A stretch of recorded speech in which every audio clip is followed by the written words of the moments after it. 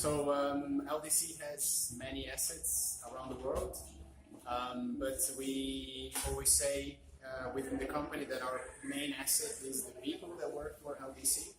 So that's why for us, safety is number one priority.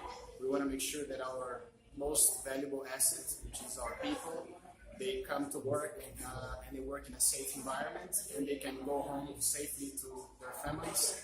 So that's why we always say everyone's safe is my priority, because I'm responsible not only for my own safety, but for the safety of all my colleagues and all the people that work with LDC, as well as the community around us, the community in Lampung and everywhere else where we operate.